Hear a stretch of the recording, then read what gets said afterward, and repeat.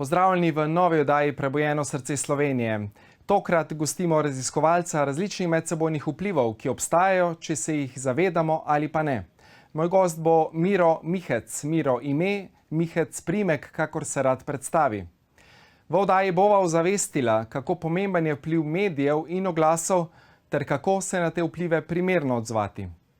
Da bi se lahko obranili kakršnihkoli negativnih vplivov, se jih moramo seveda najprej zavedati. Vsakdo ima svoj vpliv in osebni vpliv posameznika je večinoma večji, kot si morda predstavljamo.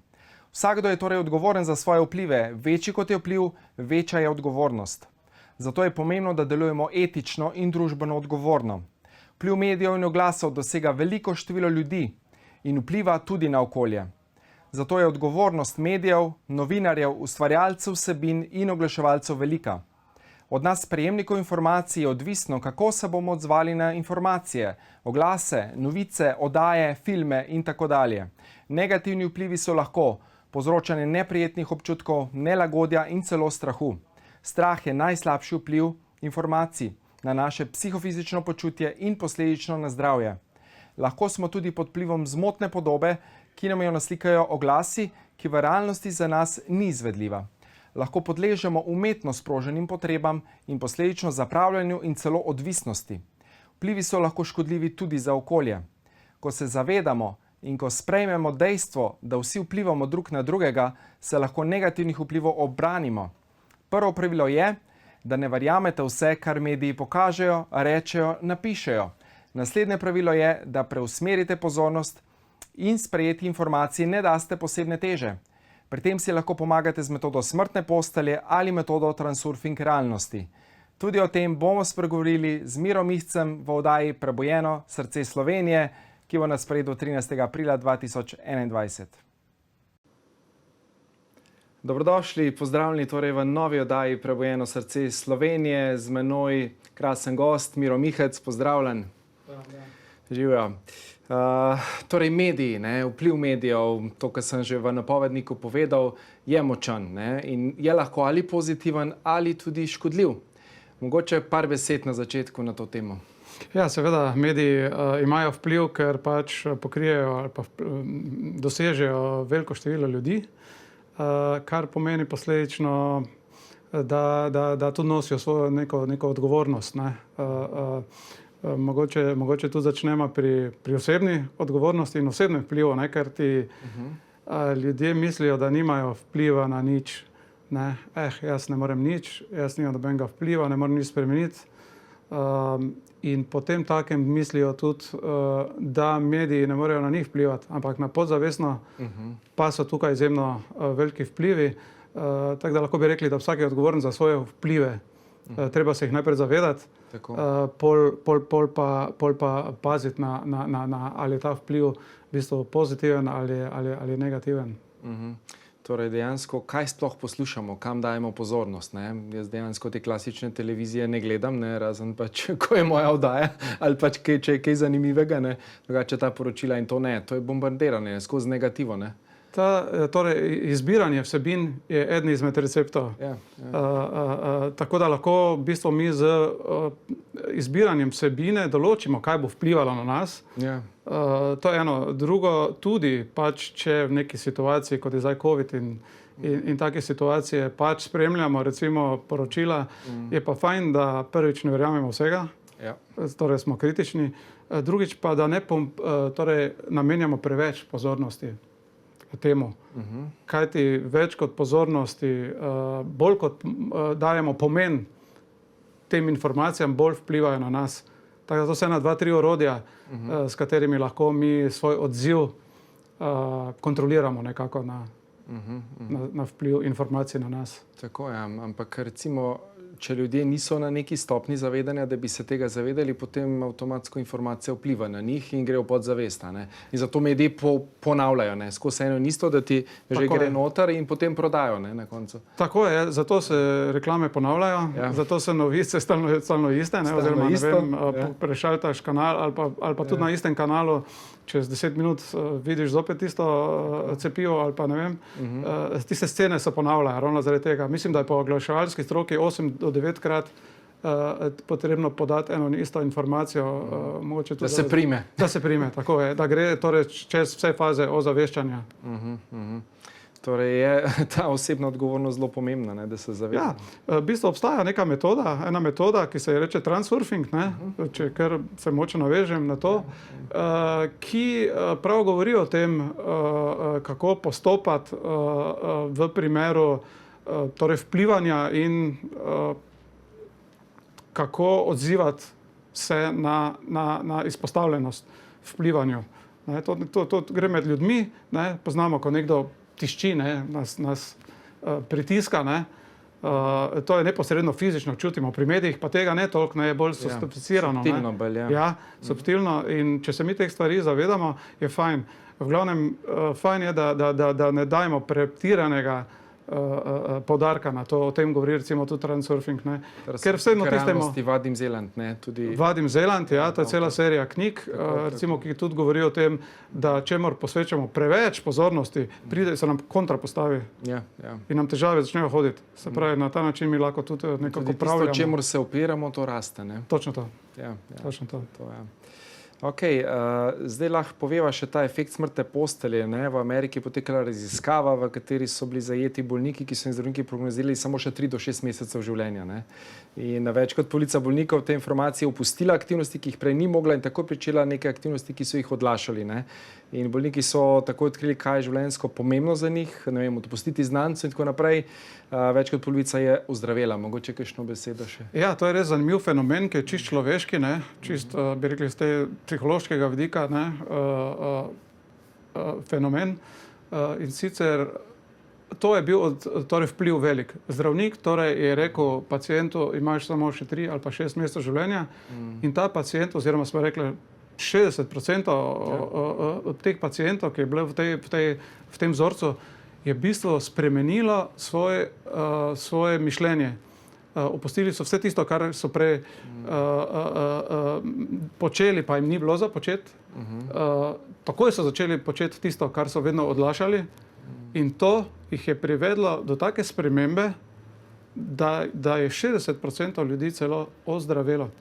Ozdravelo. Ja, noro, ne. Noro. Pa so bili na smrtni posteli, torej delati srčno poslanstvo, to je tisti ključ, ne. Tako.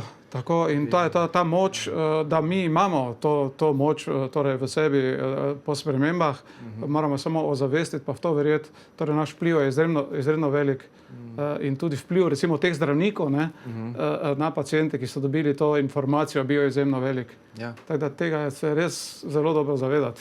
Tako. Torej vpliv v bistvu nekih informacij, ki pridejo, sploh če človek ljudem zaupa, ne, pač neki avtoriteti, ne. Seveda. Je to zelo pomemben vpliv, ne. In če je to avtoriteta, je seveda še odgovornost toliko večja, ne. Ja. To je podobno kot medij, ne. Medij je avtoriteta, ne. Ja. Sploh starejši ljudje rečejo, aha, to je pisalo, to brala sem, bilo je po televiziji, in pač vse to verjamejo, ne. Tako. To je to. Tako da ne gre vedno v bistvu vse vzeti za 100% resnico. Sigurno. Okay. Mogoče malo o referencah tvojih soavtorstv, so vodene kampanje Kupujem odgovorno, je bila ena taka akcija, recimo, ne, kjer ste dejansko delali glih na tem, kar se zdaj pogovarjava. Ja, hvala za izhodišče. Ja, Kupujem odgovorno je ena taka kampanja ozaveščevalna, ki dobiva svoje materializacije že tudi v življenju, v obliki zero waste trgovin, ne, trgovin brez plastične embalaže. 2-3 so zdaj že nastale pod to blagovno znamko Kupujem odgovorno. Namreč kampanja govori o tem, da je vsak kupec, torej skoraj vsak človek je tudi kupec, to je prvo, ne, vsi smo mi kupci, in imamo neposredni, kot kupci, mi imamo ljudje neposredni, odločamo o tem, kaj bo na policah trgovcev. Ker po tistem, čemer povprašujemo, tisto bodo seveda iz komercialnega razloga trgovce dali na polica. Torej, če bomo mi povpraševali po zdravi hrani, po naravni kozmetiki, po bolj ekološkem turizmu, po čistih tehnologijah, po vsem teh, se pravi, bolj zdravih stvareh, bo več tega tudi na policah trgovcev. To je naša nekako tudi odgovornost in pravica in moč kot posameznika, kot kupca. In na ta način so začeli tudi nastajati, recimo Zero Waste trgovina, eno imamo tu v soseščini, na Gosposvetski 7, odgovorna trgovina Natura se je reče, ne, ki upravlja pod to, torej deluje pod to blagovno znamko, kupujem odgovorno. Imamo trgovino Zelena jabolka v Mariboru, ki je bila prva Zero Waste trgovina v Mariboru pred zdaj že skoraj 2 letoma in tako naprej. Tudi nekateri, bi rekli, podjetja ali pa zadruge uporabljajo torej ta logotip kampanje Kupujem odgovorno tudi na izdelkih. Na izdelkih, recimo pri konopljenih izdelkih, ne, zadruga Konopka uporablja te zadeve. Tudi recimo restauracije, kot je Kooperativa Dame, to je gostilnica pri Damah, uporabljajo ta emblem oziroma logotip Kupujem odgovorno. Torej vedno več trgovin tudi se zaveda. Tako. Kupi samo, če zares rabiš, ne pa zato, ker ti mediji to govorijo, da rabiš. Tako je. In v bistvu tudi tam je 7 načel, pod katerimi deluje ta Kupujem odgovorno. Recimo poleg Zero Waste je tudi torej brez gensko spremenjenih organizmov, brez poskusov na živalih, lokalno, domače in te stvari. In na to vse mi kot kupci lahko vplivamo, torej z izbiro pri svojem nakupu. Torej, da dejansko izberemo tisto, kar res potrebujemo in samo tisto potem. Tako, in domače, in lokalno, in zdravo v tem smislu, ne. To je v bistvu prihodnost, ne. Dejansko to naj bi šli, ne, kot potrošniki in družba. To bi morali mi iti, ker da vsaj spostavimo ravnotežje, ker vemo, da je pač vsega ostalega preveč, no. Je v bistvu zasičeno, ne. Zasičeno. Tako. Ok, bova nadaljevala v kratkem predahu, tako da se vidimo čez nekaj trenutkov. Dobrodošli, pozdravljeni v drugem delu oddaje Prebujeno srce Slovenije. Z menoj krasen gost Miro Mihec. Ko sem bral njegovo zgodbo, kako se je vse skupaj začelo, kako je šel v to etično oglaševanje, se me je dotaknila ta zgodba. Miro je eden izmed ljudi, ki je pomagal postaviti tudi Pop TV, največjo komercialno televizijo v Sloveniji, in takrat je bila v bistvu ena zadeva, en impuls, ko so reklamirali bombone, ki niso bili zdravi, in Miro se je odrekel kar precejšnji proviziji in takrat je rekel ne, dovolj.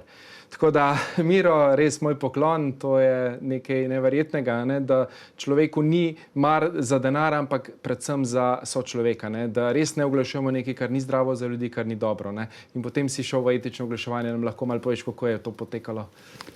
Ja. Res je, tiste besede bi malo umilo pomagal postaviti Pop TV. Bil sem čisto od začetka zraven, no. Vse sem gledal, ne, kako je nastajala, kako so Amerikanci prišli s tistimi laptopi in simulirali komercialno televizijo. Takrat je sicer kanal A že obstajal kot komercialna televizija, ampak je bil en drug koncept, no. Tako da ja, no, če bi takrat prišel z denarjem, bi bil verjetno solastnik.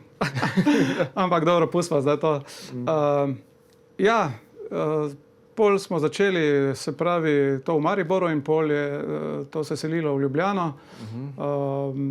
Vsi solastniki so bili Mariborčani plus en Ljubljančan, ja, Marjan Meglič, ja, tudi MMTV, takrat televizija, ja. No, zgodba je pa tale, ne. Seveda, mi smo delali z različnimi strankami, ne, agencijsko in direktno. Jaz sem bil pol v eni fazi tudi zastopnik trženja, v smislu najprej kot vodja torej direktnega marketinga za severovzhodno Slovenijo, pol pa smo delali z različnimi strankami, ne, tudi multinacionalkami in tako naprej. No, v meni je dozorevala med tem, ne, to je bilo 20-25 let v bistvu dela tam, ne, ampak mislim, da je bilo to po enih 10-15 letih se to zgodilo, ja, ta sprememba. Namreč naletel sem na eno podjetje, na ene bombone, no, ki so imeli izredno dosti aditivov notri, teh dodatkov, ne, ki jih lahko spremljamo tudi na embalaži izdelkov, ne vem, gledalce tudi pozivam, da malo pogledajo, so pozorni na te dodatke, ki so škodljivi pravzaprav zdravju. In pol greva z hčerko v trgovino, ne, in Mojca vzame ravno te bombone na polici, ne, in se rekel, Mojca, prosim, daj raje vzame one tam zakaj, a ti pa vse to je tvoja reklama, ne? Mislim, to so tvoja stranka, ne? Pa ti to promoviraš, pa to, pa sem pa tja. Je bila ona iniciator? Ja, ona je bila tista in je rekla, ja, ampak ti imaš mene reši, ne? Saj za druge otroke ti ni toliko, ne? Ti imaš mene reši, ne? Takrat me je zadelo, in sem ne zamislil, ne, ker položilo me je v posteljo takrat, ne, 3 dni sem ležal, ne, temperatura, ne, med 40 in 41 se je gibala, ne, čist me je povozilo, ne, tablete nisem vzel, ker nisem imel proti čemu vzeti, ne, pač proti umoralnemu mačku ni tablet, ne, tok me je to zadelo, zdaj seveda, zaradi tega, ker sem bil pred največjim naročilom, ne, v bistvu v moji karieri, ravno od tega podjetja in se je to istočasno zgodilo. Zdaj, jaz bi moral to naročilo sprejeti, ta faza je bila in jaz po 3. dnevu, pol zjutraj, preko gre žena v šolo, ne, žena je pa valdorska učiteljica v valdorski šoli, torej, in jo vprašam, kaj naj zdaj naredim, ne, s to stranko, ne. Je rekla, glej, zavrni, ne, če vidiš, kakšen si, ne, kakšne reakcije imaš in to. In jaz ne, pač obrnem telefon, povem onemu dobavitelju, distributerju, ki je bil za celo to jugovzhodno Evropo, ne, in pač velika stranka, ne. Glej, prosim, ne morem zaradi tega, to se mi je zgodilo, ne morem iz teh razlogov, prosim, daj preveri še pri tvojemu dobavitelju, moče pa lahko vzameš, ti pošljajo bolj zdrave variante, ker na nemškem trgu so pa že imeli bolj zdrave variante, ne? Pri nas pa so še dali one, malo bolj zalogo, ne, bi rekli, ne? On mi vrže telefon dol, ne? Pokličem še enkrat, glej, pač, žal, tako je to, pač pokliče nekoga drugega na POP TV, boš nekdo sprejel naročilo in to je to. In pri tem je ostalo, seveda mene tako iz POP TV-ja kličejo, ne? Če se mi je otrgalo, ne, ali karkoli, ne, sem rekel, gledajte, to se mi je zgodilo, jaz več ne morem sprejemati naročilo od podjetij, ki imajo slab vpliv na zdravje, sploh pa otrok. To se mi je zgodilo in to je to. Ok, jaz sem v bistvu že ves čas opozarjal, dajte mi neko oddajo, rubriko, da bom lahko tržil recimo ene take bolj zdrave stvari, da bomo neko vsebino naredili na to temo, ampak še to se pravi pred 10-12 leti to še ni bilo toliko aktualno, ni bilo dovolj komercialno in tako naprej. In takrat sem jaz nehal pač delati za POP TV in sem naredil svojo firmo, Etika d.o.o., za etično oglaševanje, kjer sem si pol začel sam izbirati stranke oziroma etična podjetja, ki imajo pozitivni vpliv na zdravje ljudi, a ne? Wow, moj poklon, čestitam, res to je. Ja, ponavadi nas vedno neka preizkušnja ali bolezen ali nekaj nas spreobrne, ne. Sicer ne slišimo ali pa nočemo slišati, potem pa, ko imamo lekcijo, ne. Ne moreš pobegniti temu, to se zgodi. Zdaj ljudje verjetno različno reagirajo, meni se pač na ta način to zgodilo. Ne krivim nikogar, pač vsak opravlja neko svoje poslanstvo v skladu z svojim ravnjo zavesti, rečemo temu. In to je to, meni se je pač takrat ta prelom, preboj, mogoče tudi osebni preboj zgodil. In to je to treba pač vzeti kot realnost. Ko sem bral vse te reference, ne, ogromno v bistvu projektov je bilo speljanih, vsako leto praktično kar nekaj projektov, kateri mogoče ene 3 top, recimo, projekti, ki so se ti najbolj vtisnili v spomin do sedaj? Ja, tako Kupujem odgovornost sva že omenila, ta sicer ni 2-3 leta obstaja, ampak ima perspektivo, ne. Zdaj, kar pa je ljudem bolj poznano, res verjetno bodo vsi to vedeli, Očistimo Slovenijo v enem dnevu, je bil en tak splošno družbeno-okoljski akcija, ki je bila vodena strani Ekologov brez meja, torej društva. Zdaj, zakaj je bil to fenomen? Zato, ker je sodeloval vsak 3., 4. Slovenec, ali z čiščenjem, ali z ozaveščanjem, ali je sodeloval na nekem dogodku. Izjemno široka akcija je bila.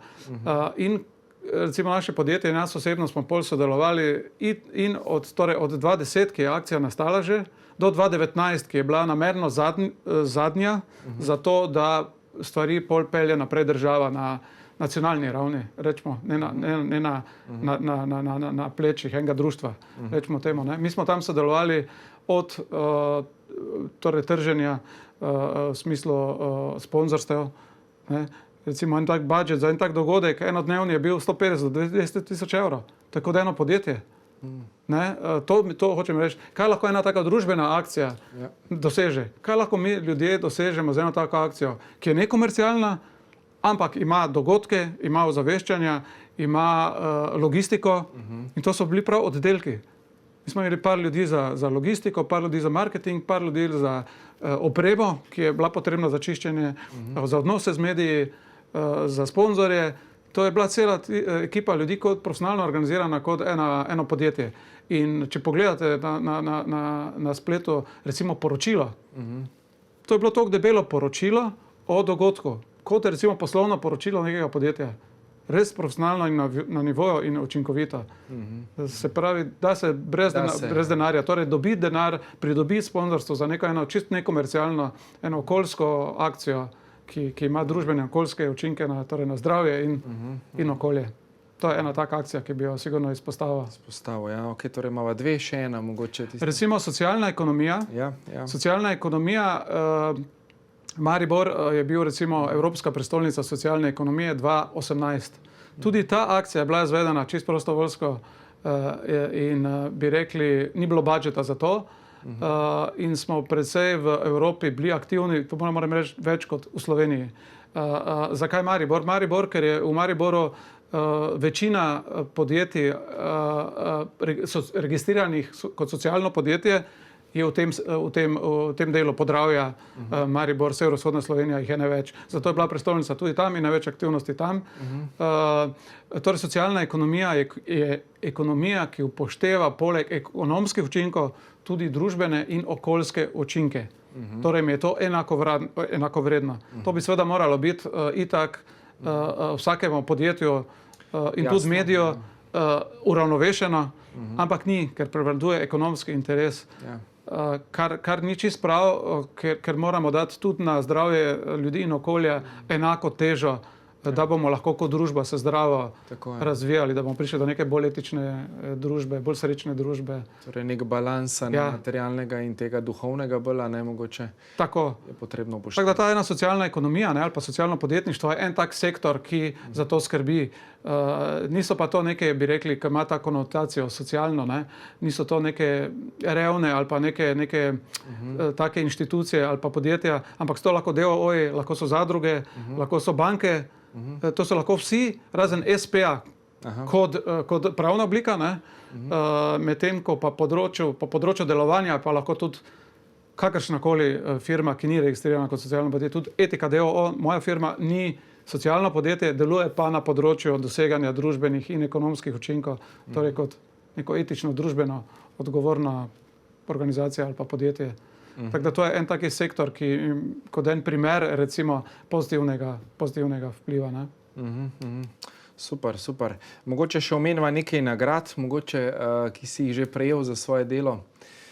No, pri Očistimo Slovenijo v enem dnevu je takrat celemu društvu in posledično nam posameznikom podelil priznanje takratni, se pravi, predsednik Republike Slovenije, dr. Danilo Türk. No, naj omenim, da sem tudi dobil eno tako podobno priznanje od dr. Janeza Drnovška, ki je bil pred njim predsednik Republike, sicer za, bi rekli, aktivnosti v njegovem civilnem gibanju za pravičnost in razvoj, ki je bilo takrat aktualno do leta 2005-2006, torej že pred Očistimo Slovenijo, ki je bilo nepolitično, torej gibanje. To smo imeli razne dogodke po gradovih. Ne vem, v zadnjem obdobju sem pol naredil tudi certifikat za eksperta ISO 26000, ki govori o družbeni odgovornosti, ki lahko tudi vsak posameznik ga torej gre skozi in tudi vsak posameznik lahko pridobi certifikat vodja za družbeno odgovornost v organizacijah ali podjetjih. To sem opravil na inštitutu IRDO, to je inštitut za razvoj družbene odgovornosti v Mariboru, medtem ko tisti Ekspert 26 000 pa je inštitut Equilib iz Ljubljane, ki vodi tudi mrežo za družbeno odgovornost Slovenije. Bravo, bravo. Čestitam. Greva zdaj na kratek predah, tako da se vidimo čez nekaj trenutkov. Dobrodošli še v zadnjem, tretjem delu oddaje Prebojeno srce Slovenije. Z menoj krasen gost, gospod Miro Mihec. Torej, etično oglaševanje s pozitivnim družbenim vplivom. Dajva še kakšno besedo na to temo povedati. Ja, zgodba se je začela leta 2007, ko sem doživel tisto spremembo na Pop TV, ki sva jo prej omenila, neko osebno spoznanje. In sem pol šel, če nekako nadaljujeva tam, da prideva do etičnega oglaševanja, registrirati firmo, ne. Iskal sem žensko ime, nekaj, kar bi imela zveze z etičnim oglaševanjem, da bi bila ena beseda, in pol je prišla ta beseda etika, za katero sem bil zelo presenečen, da še nobena firma ni registrirana za to ime. In da je tudi domena www.etika.si-fraj. To me je pravzaprav zelo presenetilo leta 2007, ne, to kot bi rekel Bog ali pa sonce ali pa zrak ali pa voda ali pa ljubezen, ena taka splošna neka vrednota, ki ni nihče pomislil, da bi to nekako... Je bilo tebi namenjeno? Ja, no, tako, mogoče res tako, no. In jaz se pol registriram to firmo, ne, in seveda začnem preučevati najprej to etično oglaševanje, kaj bi to lahko bilo, ne.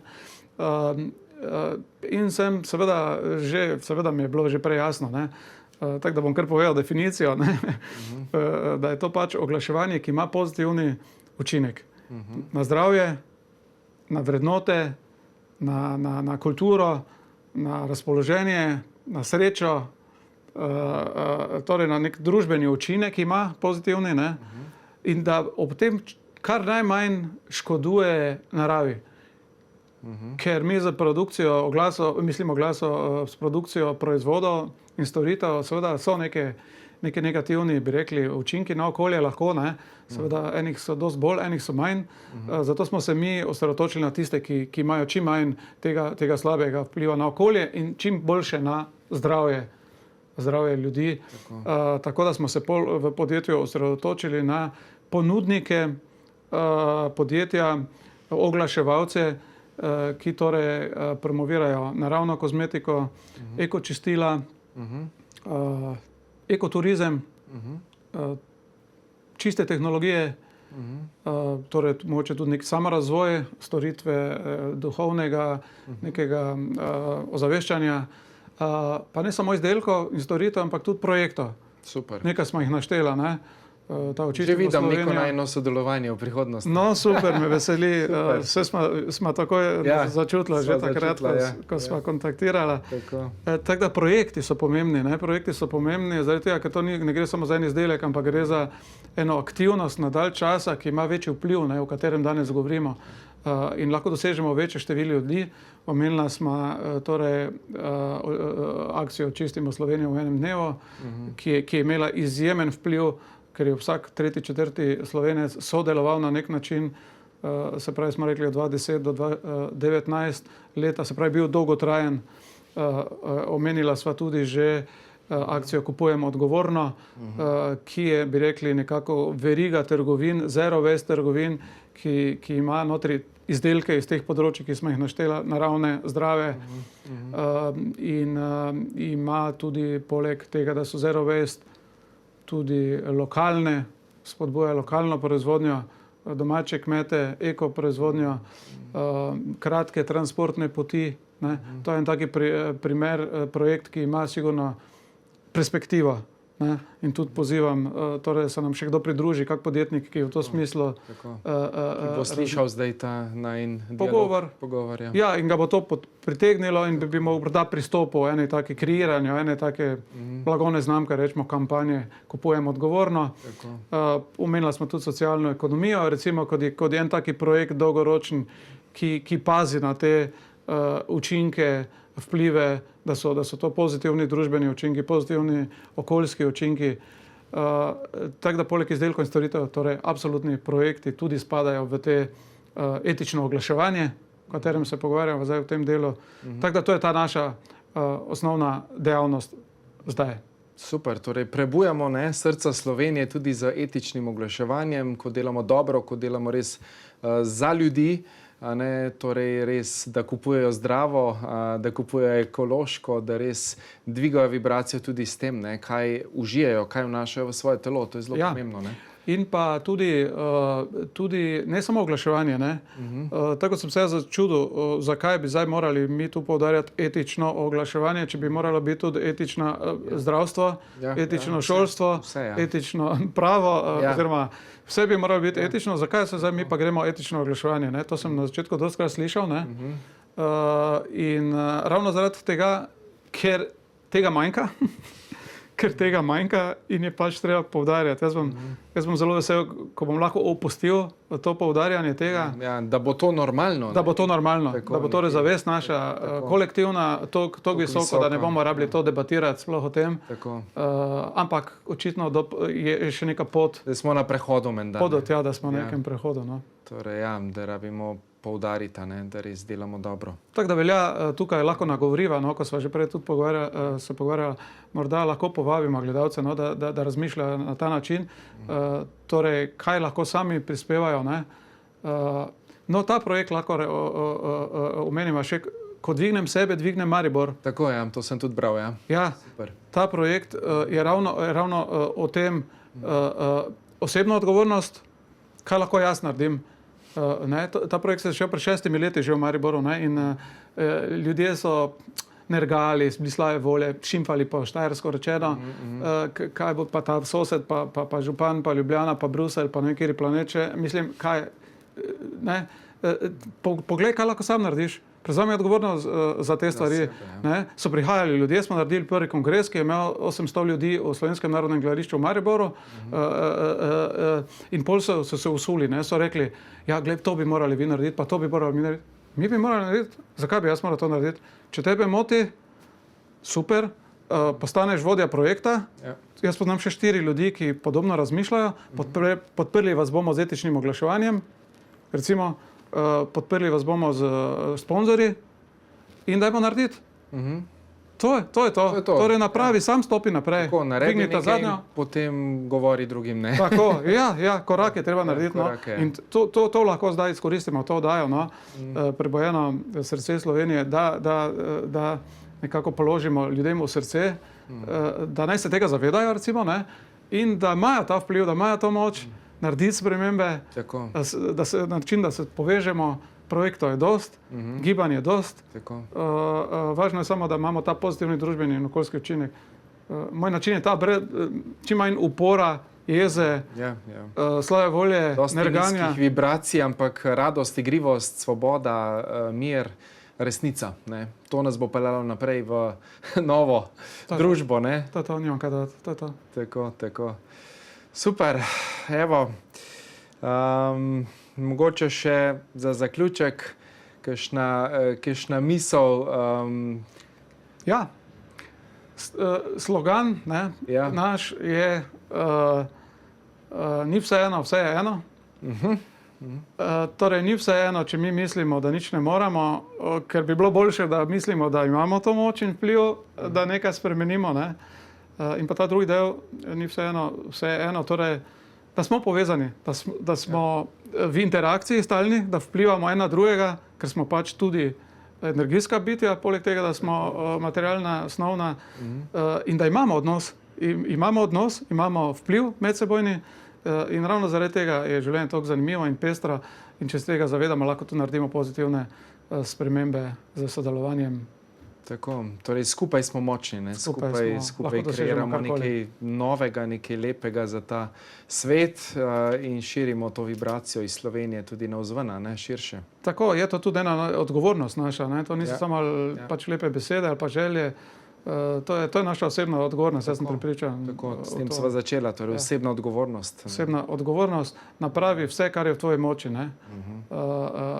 in se ne sekiraj ali pa za tisto, na kar pa res nimaš vpliva v smislu, čist na vse nimaš vpliva, ne? Ampak tisto, kar pa imaš neposreden vpliv, pa tudi kar se zavedaš posrednega vpliva, tisto pa le daj napravi čim boljš. Ne? Tako, da res naredimo skupaj nekaj dobrega za nas in za vse, ki pridejo še na ta planet za nami. Je tako? Ja, tudi to je del naše odgovornosti, ker nismo samo mi tukaj, ampak so naši otroci in vsi ostali, kar sva tudi, mislim, da čez oddajo imela kar nekaj primerov. Kar nekaj sva povedala na to temo. Na to temo. Tak da. Ja. Odlično, tako da hvala, bilo mi je res v veselje, v čast, da si bil danes z menoj tukaj v oddaji Prebujeno srce Slovenije. Želim ti še naprej veliko uspehov pri projektih, da res dvigaš vibracijo tudi v tem poklicu, tako da res vse dobro na tvoji poti naprej.